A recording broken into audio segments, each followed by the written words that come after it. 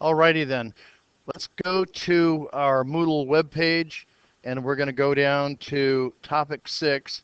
We're going to go down just above the bottom, and you're going to find a misspelled wire temperature rating and termination, courtesy of Square D. We're going to click on that, and I'll fix that misspelling later today. And it takes you to this page, and then if you just click on this, where it says click this, it takes you to the Square D data bulletin. And Square D is really good at giving you a lot of motor control information that you really need to have.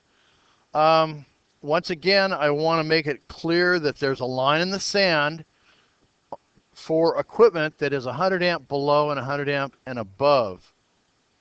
And generally speaking, we will treat any equipment that is 100 amp below that does not have any terminations as a 60-degree rated piece of equipment.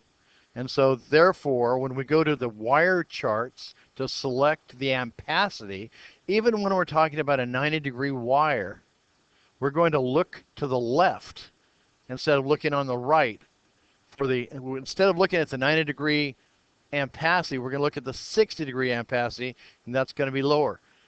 And that's called deration. We're derating the wire for a safety factor. And that's really the essence of this. When we have 100 amp equipment, then we can assume that it's got at least a 75-degree rated terminal. In really old equipment, you've got to watch out though. If you look at really old equipment, a lot of it has 60-degree terminals everywhere. 60-degree rated equipment. And the rating of the equipment is just not the simple rating of the termination itself. The equipment has got to be rated, listed, and labeled for the higher ampacity. So when you use an old piece of equipment, you've got to find its listing or labeling and find out what it's rated at. And if you can't find it, assume that it's 60 degrees centigrade, and use the far left column. All right? Doesn't matter what wire you're using. If you're using old equipment and you can't find the terminations, can't find the markings for the equipment for its temperature rating, then assume it's 60. If it's over 100 amp equipment, you can still assume that it's 75 or more. Very seldom will you find equipment that is 90 degrees centigrade rated. Only new equipment that you have that's just come out in the last year or thereabouts may, and it may still not have it, it might be 90 degrees centigrade rated because that's a very high temperature. Okay? And generally speaking, we want to operate at a lower temperature because what is the enemy of all electrical equipment? Heat, right? Heat. We want to avoid the heat.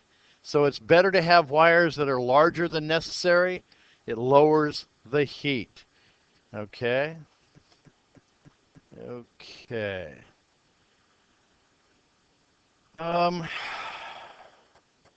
So most of our examples that we're going to do, we're going to be assuming either 60 degrees or 75 degrees centigrade.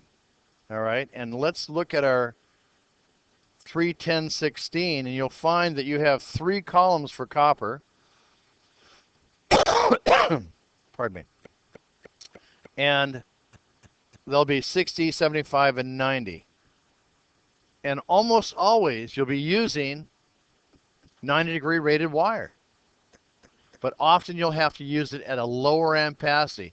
And there can be a lot of factors that affect that. We've talked in the past about more than 3 current carrying conductors in a conduit, right? We've talked about going through a high temperature ambient temperature, right? We've talked about having a long conductor run that requires a big voltage drop, where we have to go with a bigger cross-sectional area. And now we have to talk about motor equipment temperature rating. And that's going to affect when we start doing motor blocks, right? Okay. So I think if you read this whole chart very thoroughly, and if you have a question, let's talk about that first. Except I'm assuming we'll have to do that another time.